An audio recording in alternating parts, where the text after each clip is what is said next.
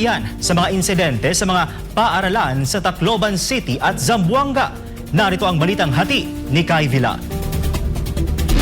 Ng investigasyon ng National Bureau of Investigation sa posibleng online networks na nanghihikayat at nag-iimpluwensya sa mga menor de edad.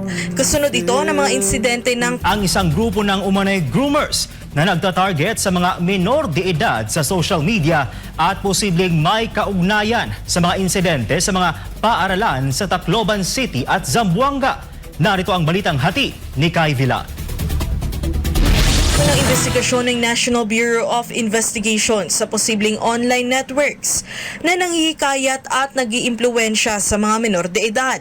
Kasunod ito ng mga insidente ng karahasan sa mga paaralan sa Tacloban City at Zamboanga.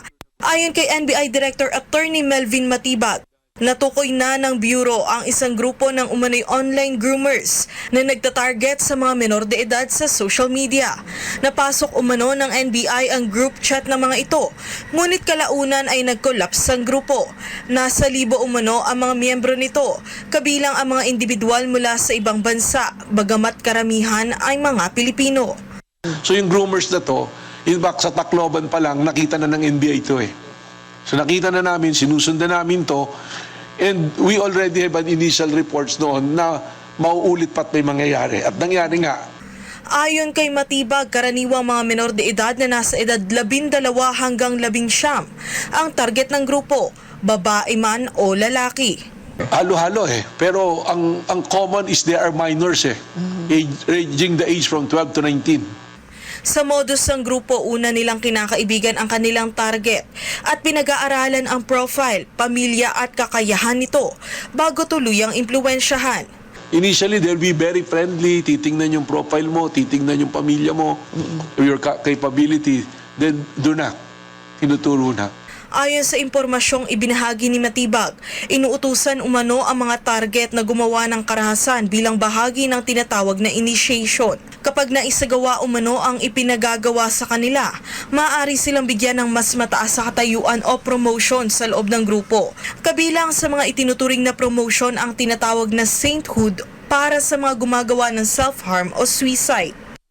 Sinabi ni Matibag na posibleng iisang network ng online groomers ang nasa likod ng pag-impluwensya sa mga estudyanteng sangkot sa mga insidente sa San Jose National High School sa Tacloban City at Ateneo de Zamboanga University sa Zamboanga. Samantala, magsasagawa rin ng NBI ng profiling sa mga individual na nag-share online ng mga video footage ng mga insidente upang matukoy ang kanilang partisipasyon at dahilan sa pagbabahagi ng mga ito. What puzzled me is yung pag-live nung actual shooting eh.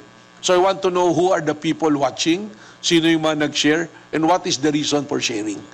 Makikipagpulong raw ang NBI sa mga opisyal ng Meta upang talakayin kung paano matutukoy ang mga account at individual na sangkot sa pagkalat ng naturang content.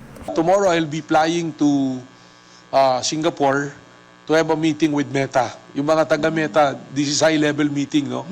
Meta from the US, yung mga officials nila, and for the Asian region, will be attending that meeting.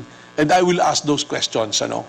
Kasado rin ang pagpupulong ng NBI, Office of the Executive Secretary, DICT at Cybercrime Investigation and Coordinating Center o CICC para tugunan ang online grooming.